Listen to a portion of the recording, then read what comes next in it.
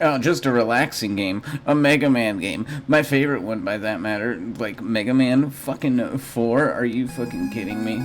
And, that we just be chilling and shit. Like, just in the music industry, I just don't think I was hustling as hard as, like, I possibly should have been, because, like, being broke and being poor, and my logic was like, you need to have like these amps and like all this sound equipment and stuff to like play shows. And it just, the shows that I was at, which are mainly like metal shows, it was like this consisted of like their own amps, their own cabs, their own everything. And it was like, well, that's kind of like what's keeping me from making a lot of music, and not quite realizing that, like, it was like you need a computer to do this, but I wasn't able to, like, first I didn't really grasp it, and like a computer back then in like 2009 cost like $2,000, so like that's like a whole thing. But within the music scene, like, once you finally go, that's it, we're going to enter the space of the music scene. And it was like, so you're gonna rent a practice space, clearly. You need a studio to put your shit in, like your drum sets and your amps and everything. And it would be like, like, we found a gun store that had an office building attached to it. They also sold jewelry, and you would just rent the practice space from the gun store, and then they gave you an office space, like a room inside of the abandoned office space, and you could play your music there, and you could stay up as late as you wanted, you could play as late as you wanted, you could smoke cigarettes and smoke weed and get drunk in there, and it just didn't matter what you did, really. So, like, I was like, yes, this is an ideal circumstance, like rent an office room from the gun store that also sells jewelry.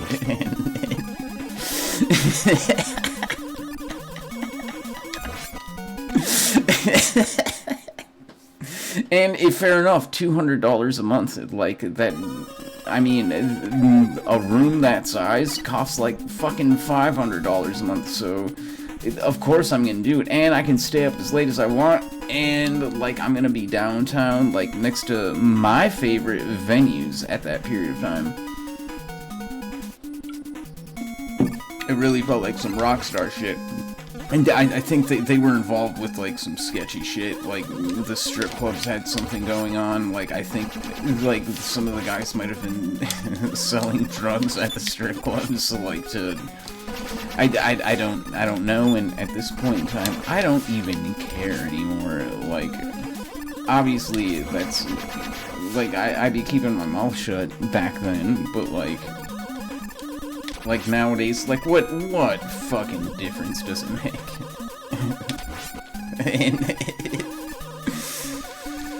and yeah, so we're a little band playing back there, and like, everyone got pissed, and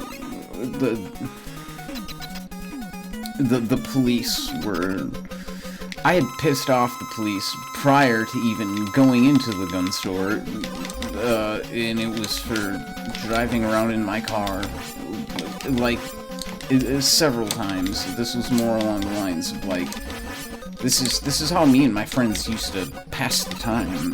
Like, it just, you take your car and you just drive through that yard, crash into all the shit that's in the yard, crash into the trash can.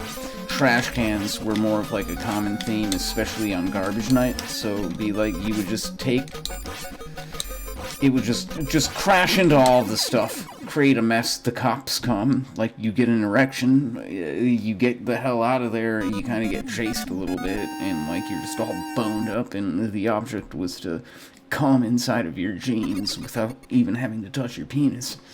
And that's how I was getting off, because, like, girls don't really, at the time, didn't like me. Like, I was kind of, like, weird, shy, like, you know, like, mainly more in, like, a lot of situations where I don't really know anybody. Because I was there a lot, because I'm frequenting, like, other places that, like, at the time I just ain't all too familiar with, which is arousing in the first place. That's why I'm going to these places, is because, like, I have an erection. I've never been here before. Let's go inside and let's see where my penis takes me.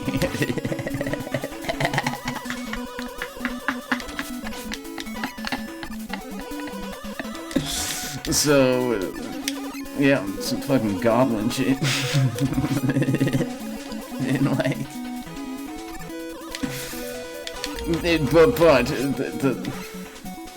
what ended up happening, and I accused the owners of the office space that I was in for, like, causing this problem, because I was selling weed at the time as well, and like, all these people in red shirts started, like, surrounding me while I was in the public library, and they would always be dressed in red, and I at first thought it was just, like, my imagination, but I'm like, people in red shirts are around me all the time, and they're always going, woo! Like, and then they stare me in the eyes as they do that, like Ric Flair woo sounds, dressed in red shirts, and normally I would have perceived that as, like, a friendly, like, oh, I'm being initiated into, like, a little, like a larger, kind of like a cult thing, like a big group here, like, I'm engaged with, like, a bigger group kind of thing, but it was like, there was a lot going on, like, I was being kicked out of my house, like, at the time, like, and I also offended a catfish on Facebook to the point where I was like, I want nothing to do with this bitch, and all I'm perceiving off of this is that, like, they're trying to keep me involved with her. Stupid story, but, like, so, like, I was really uncomfortable around the red-shirted Ric Flair screamers, and, like, I found out that that's just what happens sometimes. The police use little tactics, and I suppose they wanted me uncomfortable, and, like, what I can tell you about, like, when the police attack motherfuckers like that, using large groups of people, terrorists, perceived terrorists, whatever, that's not really what they're doing. They're not looking for a terrorist, they're not looking for a dangerous person, they're looking for a person who they perceive as weak, and that's what they're doing when they do this, and that's why a lot of people say to me, like, you weren't a threat, all you did was that. The cops, they're looking for bigger fish to fry than you, and it's like, that's not what they're doing. They're looking for a weak person they can target, who doesn't have any defense and who might be vulnerable, and they want that for whatever reason. What if I got sent to prison? Like, they want that for some reason. They want somebody on that list of, like, I'm gonna let myself die on purpose, because I don't want to waste all of my ammo with a, like, and die by mistake, because if you run out of toad ammo, like, you're kind of fucked. I know what I'm doing. Toad ammo. Fucking cops and shit. Yeah, they're looking for a person who they perceive as weak, who they can target. They're not defending the country, they're not defending the peace, they are looking for someone they can fuck with. And that's what the cops are doing, and, I mean, the year was 2010, so this ain't recent. But that was what was going on back there, and that's why I had, yeah, being red people in red shirts, screaming Ric Flair woo screams and everything like that.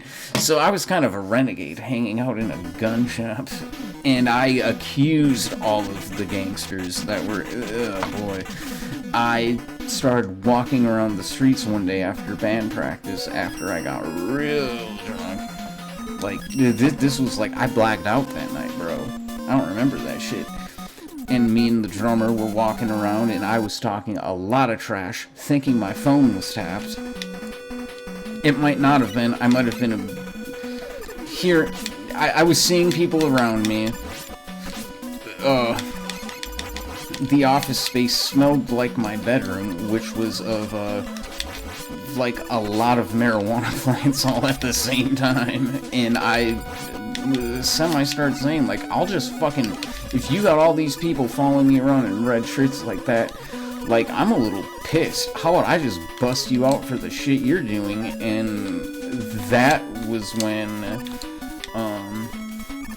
the people dressed more criminal descent started following me around, like, looking me in the face and going, and then another person walks by, looks you directly in the eyes, and goes, and it was, like, a lot of people, too, and that's how I knew. I was like, ooh, this was kind of like a big thing. This is almost like a corporation. And then I go, is that a gang? And then I kind of go, I don't give a shit what that word means. I think you're a fucking pussy if you're gonna gang up on me like that, motherfucker, regardless of the circumstance. But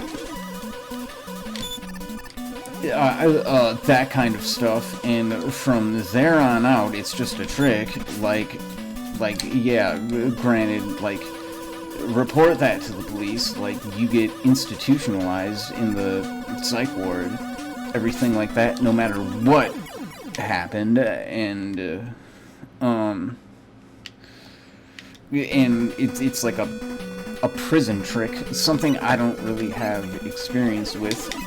I'm not even from that background, but, I'm from the cops are looking for me background. And they are trying to utilize my surroundings with, after phone analysis, they see where I'm associated. They're trying to utilize that to their benefit, which is, to kind of get someone else to police their police target for them without them knowing that this is just because the cops are looking for me. So that's how I would bust out that bitch ass shit to anyone that thinks they're part of a gang and everything like that. Like, suck my fucking penis. You just work for the cops, and for the most part, you don't even know it. So, and I'm not even saying that as a negative thing. It's just, you kind of think you're a badass, and you're not. You're just a fucking narc. If I were to really, I don't really have any kind of history. It's just, this is what I'm noticing about the culture. Or noticed about the culture. This was, once again, a very long time ago. Watch how fast I kill this dude. He's a pharaoh of the darkness of the night, and this man is gonna get murked so quick.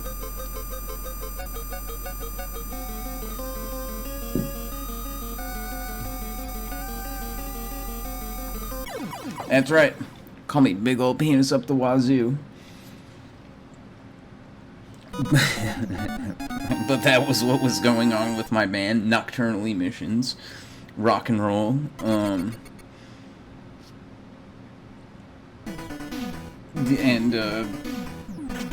I mean, that was a serious issue. I kind of, like, I don't really talk about that openly that often. But, I don't know. I feel like it was an interesting story. Rain Man put it on my middle finger. No, not that. It was like I was in a catfish situation where it was like it seemed marriage oriented, and this was all a long time ago, and like I'm still kind of like dealing with some of this. Like I'm in analysis, I'm in psychoanalysis and everything, and like what I'm really coming to is like my diagnosis is schizophrenia, and I'm kind of starting to realize that like most of my thoughts aren't schizophrenic thoughts. You can trust your thoughts because they aren't quite delusions. Which was the problem I was having, was you can't trust your own mind or your thoughts because you have schizophrenia. And the process of overcoming that, I don't know, interesting story, I guess. This is a chill game. This game's fun as fuck, too. Mega Man 4.